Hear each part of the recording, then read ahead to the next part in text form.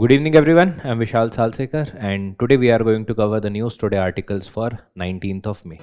So in today's discussion, we are going to cover total 4 important articles in detail. The first article is regarding the decentralized bioenergy system. So we'll talk about this particular system and what are the technological aspects that are used regarding this. The next article is regarding the India and Norway relations. So with respect to the Arctic related relationship and the Nordic countries related relationship between those countries and India, this particular article is important. And further, this article is also important from the perspective of the Green Strategic Partnership that was signed between India and Norway. So that's what also we are going to talk about. Next is regarding the SHG and the women empowerment. So in this particular article, from the perspective of Indian society, we are going to see that how the SHGs are ensuring the women empowerment, and last article is regarding the India's federalism related challenge. So here we are going to discuss in detail regarding what are the challenges pertaining to the federalism in India, and this is based upon a book that is recently being written that is highlighting certain challenges to the federalism in India. Then we are going to talk about the personality in news, and here we are going to talk about Shaheed, Veer, Gundadhur, and then there is the conflict areas in news, which is Ukraine, and then there are certain other quick updates. So let's start the discussion with the first article, which is regarding the strengthening of the domestic energy security through the decentralized bioenergy system. Now, from the perspective of UPSC examination, already on a daily basis, we are discussing the articles pertaining to the GS paper 3, which is including the environment, ecology, and also the energy related topics. So that's why this topic is very, very important. Now, talking about what exactly is the context. So the context is that there is a decentralized bioenergy system which is present as a solution for the uncertain global energy supply chains and the rising fuel prices in India. So see, already the government of India has taken multiple initiatives in order to boost the renewable energy. So in that particular regard, from the waste to the energy, this particular segment, if targeted in a proper manner, that is going to ensure the generation of the energy, and generation of energy not from one source, it is from the decentralized sources, and that is going to ensure the development of the holistic energy related infrastructure. So what exactly is the decentralized bioenergy system? So it is the local production and the consumption of heat, electricity, or the biogas from the organic waste and the crop residue. So simply you can understand that there is a waste, and if you are going to convert that particular waste into any form of energy, whether it is heat, whether it is electricity or biogas, that is going to be the decentralized biogas system or the bioenergy system. Gas is a specific form of energy, but then there might be other forms which also includes the heat, which might be including the electricity also, and that's what is the decentralized bioenergy system. Now, why we are saying decentralized? Because in the small chunks, the places where the waste is getting generated, in those local places only we can provide the resolution, and that's why the decentralized in manner. So what are the technologies that are going to be utilized for this? Already certain technologies we are utilizing, like the biomass gasification. So यहाँ पर there is a biomass which is like the dry agricultural residue, maybe husk, maybe the stalk, and that is going to be converted into the combustible producer gas. Now in this particular producer gas, there may be carbon monoxide, there may be hydrogen, and along with that there are oxides of the nitrogen. So basically that is going to provide the utilization of that particular waste, and that is a sense of the waste to energy. Next is the biogas and the anaerobic digesters. So in the case of the biogas, in the case of the anaerobic digesters, there are utilization of the waste, again the similar type of the waste that are there, and that may be the food scraps, that may be the animal manures, and that is going to be converted in the form of the biogas. Now again, from the waste, from the dung, from different other type of food waste, that is going to be converted in the form of the biogas. Now it may be aerobic also, it may be anaerobic also. Generally anaerobic digesters may, where there is no presence of oxygen, and in that there is going to be the conversion of this particular waste in the form of a biogas, and that's what is basically the decentralized bioenergy system. Now talking about the significance, basically this is significance from different aspects. Now talking about the significance, first is regarding the waste management, because whenever we are utilizing waste and that is getting converted into energy, that means what we are doing, we are getting rid of two things, or we can say we are providing two solutions. The first solution is the waste is getting utilized, and second solution is we are getting energy. So waste is getting reduced, we are getting sustainable aspect of energy, and that is going to be in a decentralized manner. That's what is the benefit of this.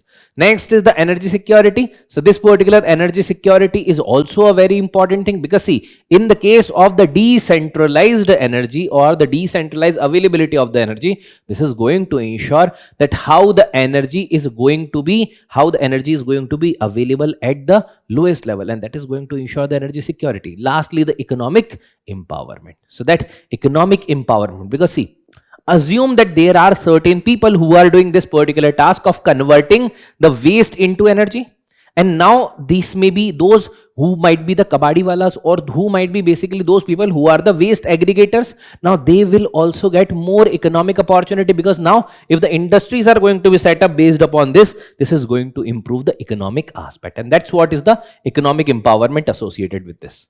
Now, when we have discussed regarding the significance, now the government is already promoting this, and that's why in order to improve this particular situation, there are certain initiatives which are taken in this particular regard. Now, what are those initiatives? First is the National Bioenergy Program. So, what exactly is the National Bioenergy Program? So, there is a waste to energy, biomass, biogas program, right? So there is going to be generation of the bioenergy, that might be including the biogas, that might be including the heat, that might be including certain other type of things, and that is going to promote the development of the biogas and the bioenergy. Next is the national policy on the biofuels. So this particular policy is regarding the ethanol blending. So you are already aware regarding that we are mixing the ethanol, roughly 20% is right now the limit, and 20% ethanol blended with the petrol, and that is going to reduce the import of the crude oil, because see, ethanol is domestically produced, and that's what, if it is being blended in the petroleum products, so that's what we are going to reduce the consumption of the actual crude oil.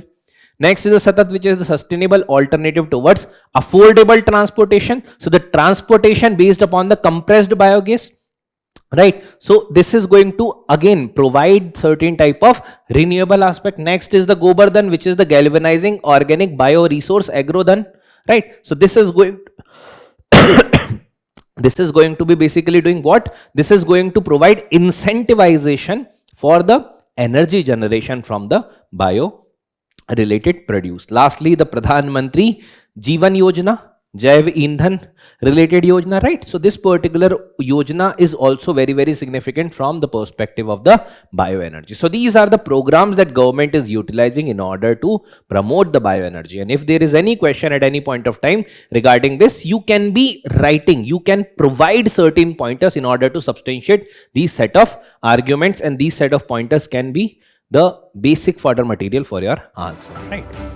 Now, the next article is regarding the India-Norway relations elevated to the green strategic partnership, right? So India-Norway relations elevated to the green strategic partnership. Now, what do you mean by the green strategic partnership? Basically, the partnership based upon the sustainability, partnership which is focused upon doing the mutual development of both the countries based upon the sustainable aspect, and that's what is basically meant by the green strategic partnership. It is the logistical development in a sustainable manner, it is basically the energy, it is basically technological sharing, all these type of things which is pertaining to the sustainability. So from the perspective of UPSC, GS paper 3, energy, environment, climate change, and GS paper 2, international relations, both the topics के context में this is important article. Now, what exactly is context? So basically, recently now the Prime Minister has visited to multiple countries, and in which there is Norway is one such country where Prime Minister is visiting right now, right? So that's why this particular type of green strategic partnership is also one such prominent outcome out of that particular visit. So the partnership aims to deepen the cooperation in the sectors which range from the clean energy to the climate resilience, to blue economy, to the green shipping. So clean energy means energy based upon the sustainable fuels. Climate resilience means ensuring that whatever type of practices we are utilizing, that are the climate resilient practices. Then the blue economy, utilizing the ocean based economy, because not forget that the Norway is one such country and India is another country which is sharing the maritime boundary, right? Not exactly in the conventional manner, but yes, we do have the connectivity through the oceanic route, right? And then there is the blue economy, then there is a green shipping where India can focus further upon, and that's why Indian Prime Minister is highlighting those particular things. Now, there is a grand cross of the Royal Norwegian Order. So basically, there has been the highest, Norway's highest award that has been provided and presented to the Prime Minister Narendra Modi. That is also one such significant outcome of this particular visit. Now, what are the other outcomes? So there are certain other initiatives where the Norway and India are right now participating. So there is a Indo-Pacific Ocean Initiative. So it is basically a type of the voluntary initiative where the countries are cooperating in order to share the mutual aspect for the Indian Ocean region or development of the Indian Ocean region. Now, India led initiative which was initiated in 2019, and that particular initiative was initiated in East Asia Summit. Now the Norway is also joining this initiative, and that's why in the Indo-Pacific Ocean Initiative, because don't forget that there is a blue economy which is a prominent component of this, and all these components are part of the Indo-Pacific Ocean Initiative. Next is the India-Norway Digital Development Partnership. So already we are collaborating on the artificial intelligence, development of the digital public infrastructure, popularizing the Indian products in other markets, right? So that's why the framework cooperation on the digital public goods. Apart from that, the other agreement which includes the digital and the health partnership, because see, the Norway specifically and other countries in the Nordic region, these are the countries which are having comparatively high human development indicator, whether it is health, whether it is education, whether it is capacity building, right? And that's why there is a lot to learn from those particular countries, and that's why the agreement regarding the digital and the health partnership, space sector cooperation, where India and Norway are cooperating, right? So that's why these are certain areas where both the countries can learn from each other. Now, evolving partnership between India and Norway. So how the partnership is progressing between India and Norway? So a few days back, not exactly few days, but a few months back, we can say that there was an article that might have been discussed, and we have discussed comprehensively this article regarding the European Free Trade Agreement countries. So there are 4 countries with which India have signed. So there is a EFTA, this European Free Trade Agreement, with which there is an agreement that was signed between India and that agreement is the Trade and Economic Partnership Agreement. And this particular TEPA was signed with the European Free Trade Association. Now, India and EFTA countries have signed this particular agreement. Now, this agreement is going to ensure reduction of the tariffs, and this reduction of the tariffs, reduction of the barriers are going to increase the volume of tariff, increase the volume of the basically the exchange of the product between these countries, and that's where the increase of the volume of trade is going to take place. And this increase of the volume of trade is going to ensure development of the employment generation, also the exchange of economic opportunity, and that's why it is very, very important. Next is the blue economy cooperation, so tsunami early warning system, because both the countries are sharing the maritime border, that's what we can say, right? Ocean ecosystem services and accounting, right? So these are certain areas where we are cooperating in the blue economy domain. Apart from that, Arctic and the polar, because Norway is a Arctic Circle country, and that's why India is also a observer state in the Arctic Circle countries, and that's why India established Himadri as a first permanent Arctic research station, and also it has got the observer status in 2013, right? Svalbard mein we are holding the observatory also, so that's why it is a very important aspect of the relationship between these two regions. Next is the space cooperation. So already the ISRO, which is the Indian Space Research Organization, which is along with the Svalbard, which is the Norway's ground station for the, and specifically that particular thing is in the region of the polar areas, and that's what is sharing of data. There are a lot of things that are being gathered over there, and that's what type of cooperation we are getting from Norway. So that's why this cooperation is comprehensive. The type of partnership that we are having with Norway is not only a type of partnership which generally or conventionally the countries are having. This is beyond that. This is including the green aspect, that is including also the polar and the strategic aspect, that is including multi-dimensional type of partnership that we are having, right?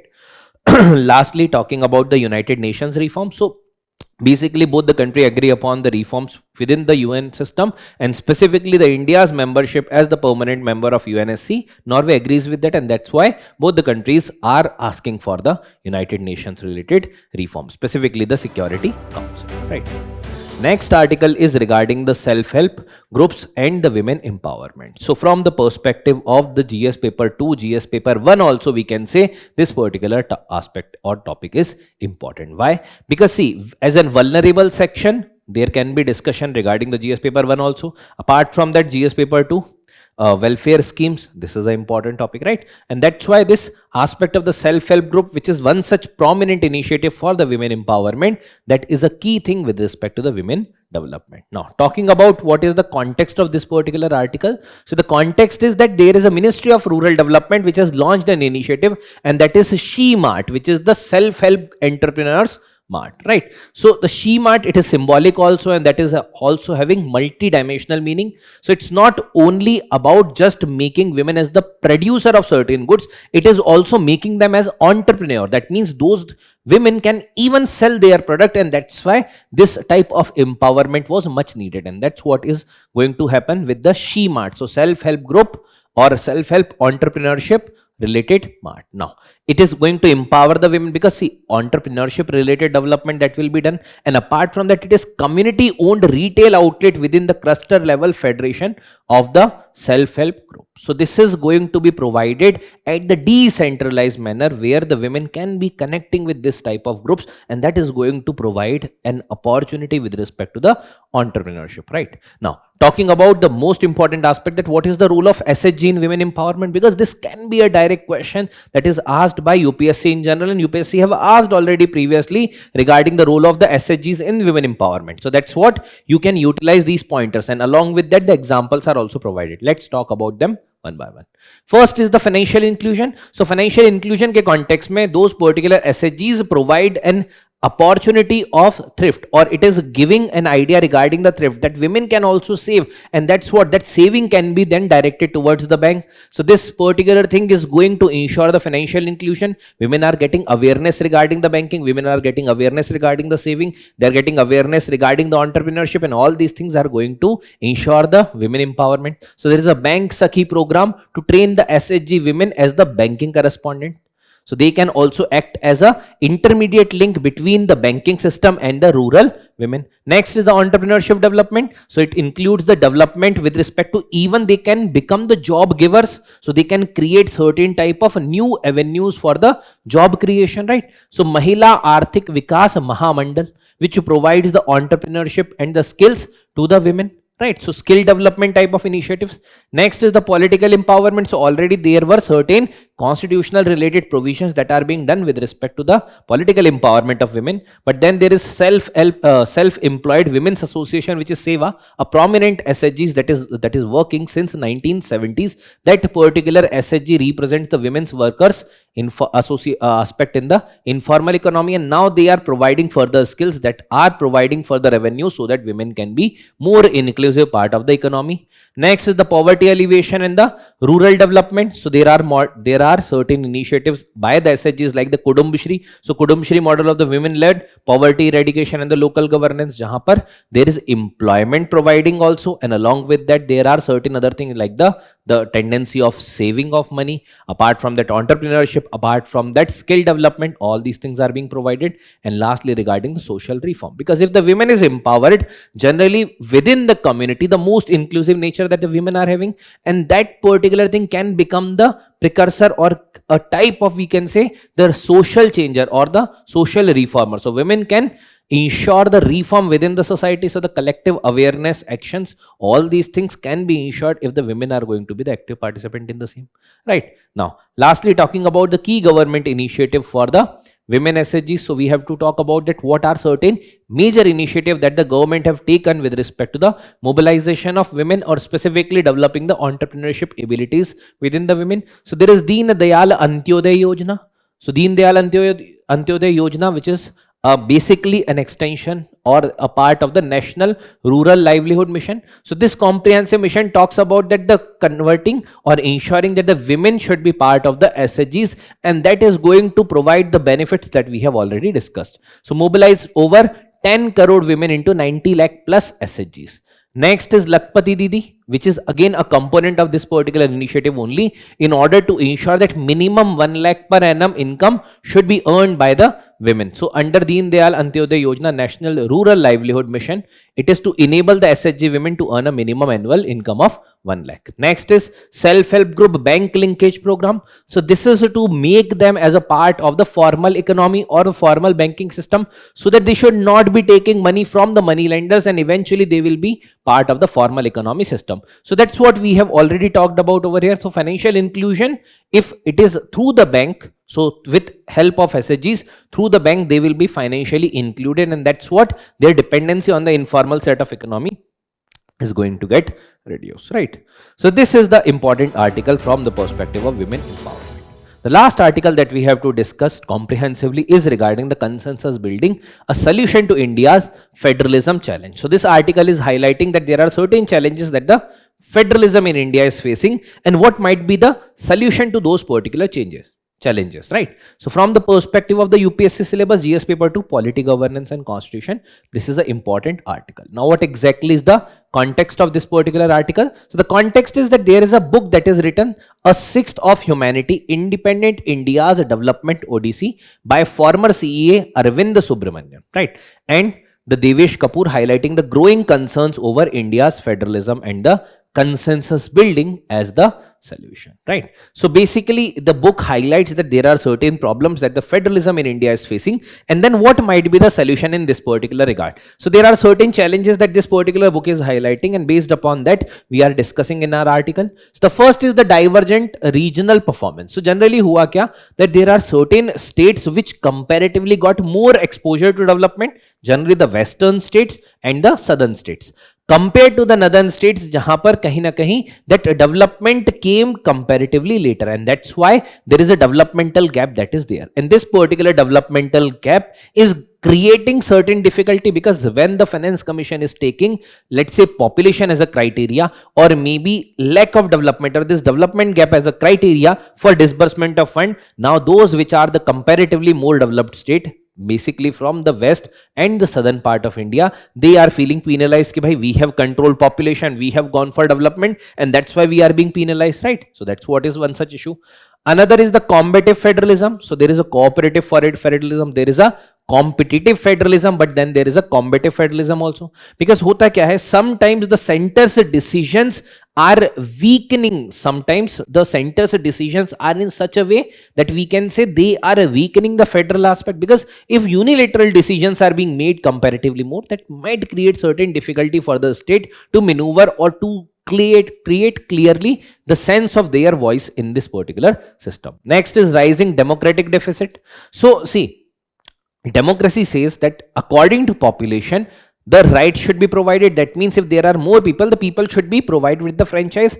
And generally in the country, the distribution of those particular things, whether it is seats, whether it is representation, that should be having some sort of uniform formula. But then there is a freezing of the representation based upon 1971 ka population. Now see, there are many states jahan population got increased, and there are certain states jahan population got decreased also. Now in those cases, chances are high that the states which have a comparatively high population, wahan par for one MLA or one MP, there are more number of people voting as compared to certain other states, and that's what is creating disparity also. So there is a democratic deficit also.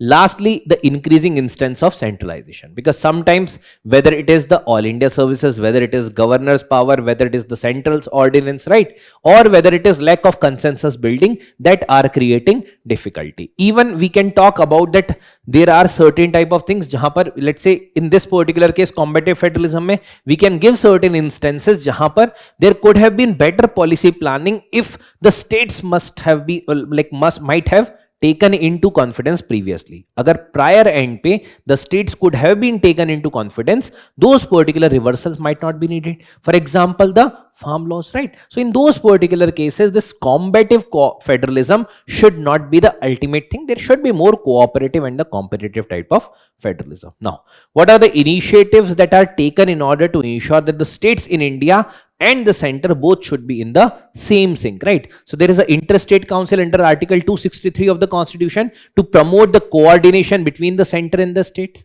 right? Next, talking about the GST council. So there is a joint forum, right? So with respect to GST council, there is a joint forum where the center's representation is there and the state's representation is there. Article 279A is talking about that, with the members from both center and the state.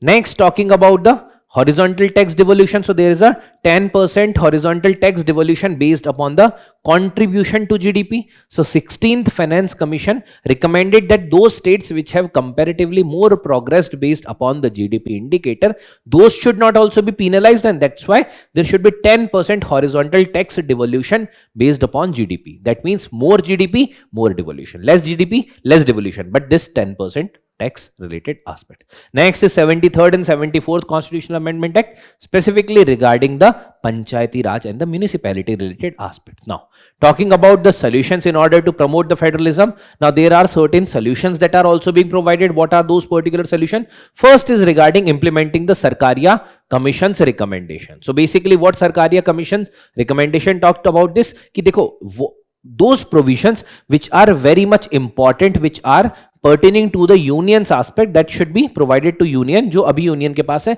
बाकी all the residuary power should be provided to the concurrent list, जहां पर state should also be having the say.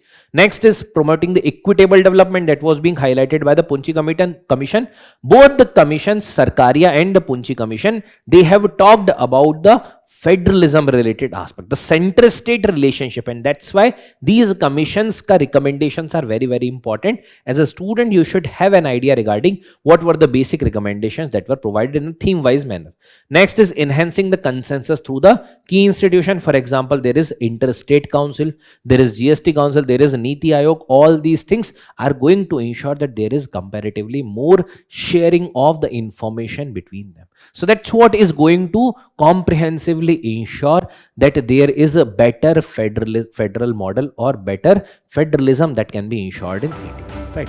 Now, next is regarding the personality in news, and today's personality news is the Shaheed Veer Gundadhur. Right. So the Union Minister inaugurates the Shaheed Veer Gundadhur Seva Dera Jan Suvidha Kendra in Bastar. Right. So there is a Jan Suvidha Kendra that was being inaugurated, and that's why this particular personality is important from exam perspective. Now, Suvidha Kendra kya hote? These particular Suvidha Kendra are basically ki if there is a scheme, in order to provide an idea ki how you can utilize this scheme, what might be the documentation needed. So in order to facilitate people in order to access the benefit from those particular scheme, these are the Suvidha Kendra. Now about the personality Shaheed Veer Gundadhur, so he was born in a Netanar village of Bastar, so Bastar region, specifically present day of the Chhattisgarh, right, and from the Dhruva tribal community. Now he was a prominent tribal leader who led the revolt against the Britishers. Now again, why the Britishers ke against revolts were going on by the tribal population or was led by the tribal population? Because of the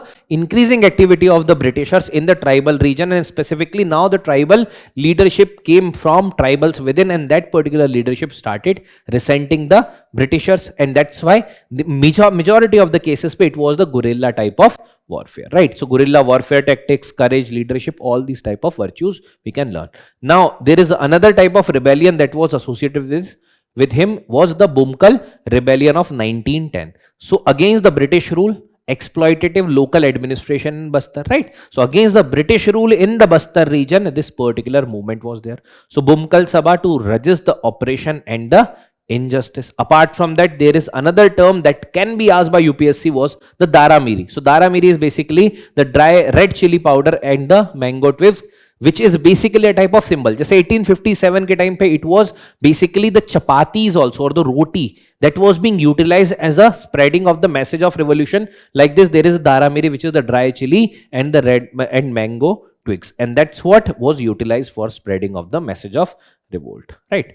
Next is the conflict area. So today there is a conflict area also, and that is Ukraine. So in the Ukraine, Odessa and the Dnipro, that is the region which is in the news. So this is the Odessa, you can see in the Black Sea, and this is the Dnipro, which is the over the Dnipro or the Dnieper river, right? So what exactly is the context? So there has been attack from Russia on both the locations in order to retaliate against the location of Russia which was being struck by the Ukraine, right? So now both the locations, Odessa, which is major Black Sea port. So Odessa is a major Black Sea port. It is the Sevastopol, right? And then there is this particular thing is the strategic hub for the grain export, trade, naval access, important Black Sea shipping route. And Dnipro on the Dnieper river, right? So Dnieper river is there, and then there is the eastern and the central Ukraine, major industrial and the logistics center, and the key link between the eastern and the central Ukraine. So the Odisha is at the Black Sea, and the Dnipro is basically on the Dnieper river, right? So that's what is in the context of the conflict areas in news. Now, there are certain other quick updates. Let's talk about them one by one. First is regarding the gold nanoparticles, right? So the scientists at the Institute of Nanoscience and Technology, INST, have developed the highly efficient, ultra thin and flexible film embedded with the nano gold particle. What exactly are the nano gold particle? These are nano shows the scale. So it is basically the tiny particles of gold, and that are very small, that are so small and measured in the nanometer. Now, what exactly, how they look like? They look like red, orange, even blue, depending on the size and the shape of the nanoparticle and the distance between them. Now, what exactly is application? So the application includes, there is the medicine and diagnostics. So there is a targeted delivery of the drug to the cancer cells. So these particles can be utilized as the drug delivery system also.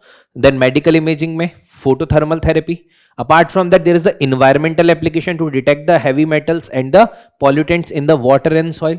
Apart from that, they are also used in the sensor, nanoelectronics. So many such applications are there regarding this. Next is the Solar Wind Magnetosphere Ionosphere Link Explorer mission, SMILE mission, right? So what exactly is SMILE mission? So SMILE mission successfully launched abroad by the Vega C rocket from the Europe spaceport in the French Guiana, which is in South America. Where French Guiana is situated? It is in the South America, on the northern part of South America that is situated. Now, European Space Agency, and another is the Chinese Academy of Sciences. These are the organizations which are behind this particular launch. Now, objective kya hai? To capture the first ever panoramic imaging of the interaction between the solar winds and the Earth's magnetosphere. So, जो solar storms रहते हैं, or those particular storms or the solar storms that are interacting with Earth, in order to get the idea regarding that, this particular mission is there. Now, instrument kya hai? Light ion analyzer, then the magnetometer, then soft X-ray imager for the ultra clear imaging, right? Ultraviolet aurora imager. So these are the imagers. Apart from that, there are certain technological aspects that were utilized, like the world first space-borne soft X-ray imager and the integrated observation system, comprehensively analyzing the entire set of system. Next is regarding the Persian Gulf Strait authorities. Now, already this particular region of Strait of Hormuz, that is very important, that is quite in the news. Now, Iran has announced the establishment of a new regulatory body, which is PGSA, which is the Persian Gulf Strait Authority, to oversee and manage the operations in the strategically significant Strait of Hormuz, right? So that's why this was there in news. Now, how this particular body is going to act? So this is the Iran's authority. Iran have created this particular body. So this is responsible for monitoring the developments and coordinating the operation related to the vital shipping corridor. So basically, whichever ships are going to pass by this particular region, they are going to take now the authority or the permission from the Persian Gulf Strait Authority. Now, under this particular system, what is going to happen? The vessels will be required to follow the directives issued by authority and secure the transit permits before entering the Strait of Hormuz. Now, in the history, you might have heard of one such concept like the Cartas system. So that was the type of system जहां पर you are taking a type of license या फिर एक transit pass where you are giving a fees, you will get that particular pass and you will be allowed to pass through that particular strait or that particular water body. This is the similar type of system. So it will operate transit toll mechanism for the Strait of Hormuz, which has not been unveiled by Iran yet.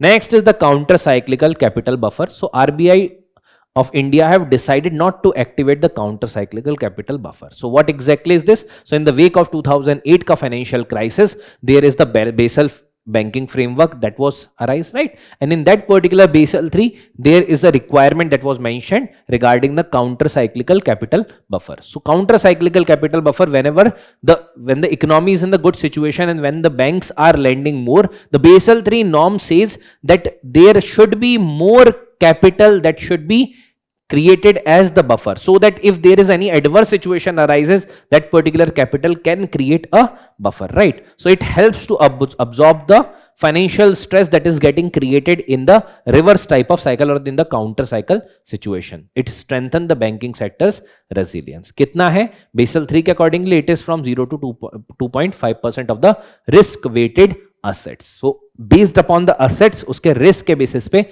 this is going to be decided. So framework introduced globally after 2008, and this is requiring banks to hold the additional capital during the period of the excessive credit growth. मतलब जब credit ज़्यादा बढ़ रहा है means the loans are provided more. That point of time पे you have to create this particular buffer.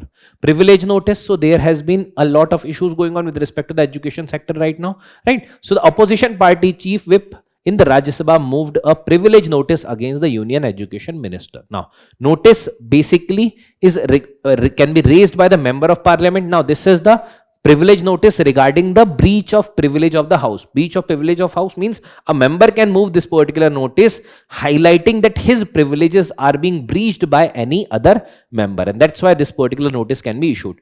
Now, notice raised by the member of parliament alleging a breach of parliamentary privileges or the contempt of house by the person, authority or another member. In this particular case, it is the Union Education Minister. Now, the parliamentary privileges are mentioned under Article 105, which protect the powers, dignity and the functioning of the parliament, individual and the collective both.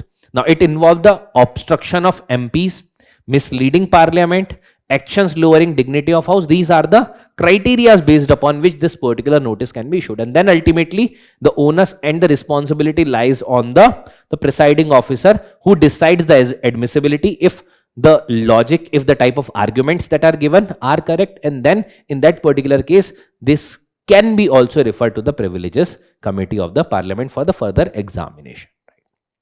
Next is regarding public authority under RTI. So already there has been many years from which this particular contention is going on, and again the Central Information Commission have held that the Board of Control for Cricket in India, which is BCCI, does not fall within the ambit of the public authority under RTI. Public authority hoga to RTI will be applicable. Public authority nahi hai, RTI will not be applicable, right? So what is basically the public authority under the RTI Act? And in the RTI Act there is section 2H which provides regarding whether an authority is a public authority or not. What decides that particular authority is a public authority? Whatever is mentioned in the section 2H. What is mentioned in section 2H? It is by or formed, an authority formed by or under the constitution.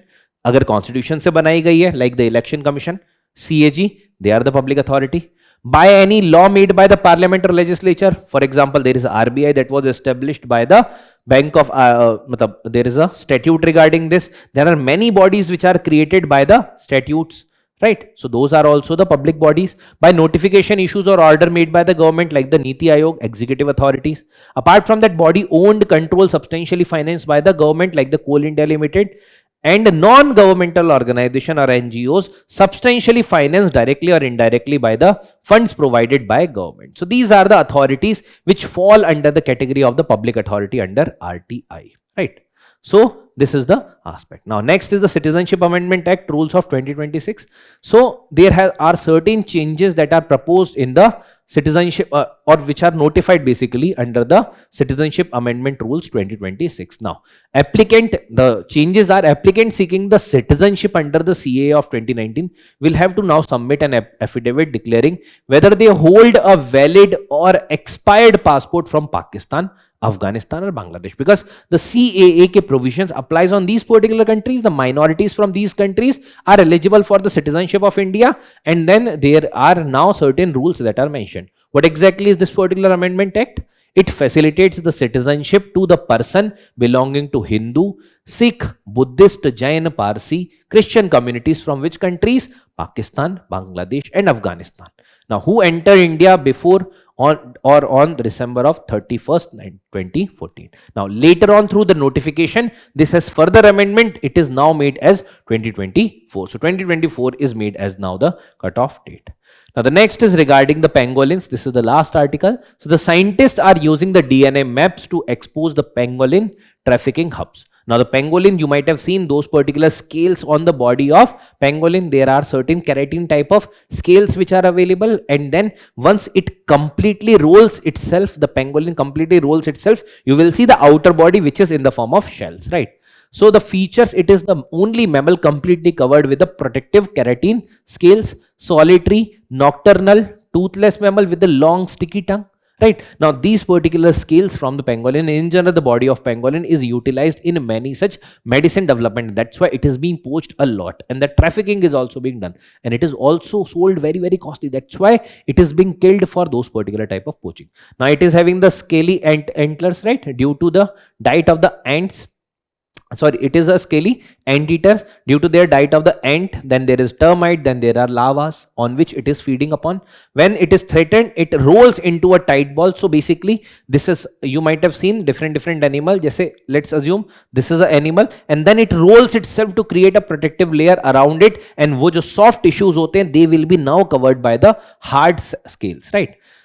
So protect them from the their underbellies from the predator. Now of the 8 species found, there are 2 species occurs in India, Indian pangolin, which are endangered, and China mein pangolin, because it is poached a lot. That's why the Chinese pangolin is in the critically endangered state. Now Schedule 1 of the Wildlife Protection Act of 1972 and Appendix 1 of CITES, means the most threatened type of animal, right? So with this we have completed the news today discussion of 19th of May. I hope you might have got whatever we have tried to discuss in this particular article. Now try to solve the question. Today there were lesser number of articles, but don't worry, we have tried to cover it comprehensively. Now read this particular document along with that, whatever I have discussed with you, note it down properly, and then we are going to meet in certain other session. Okay, chalo. Thank you everyone, have a great day.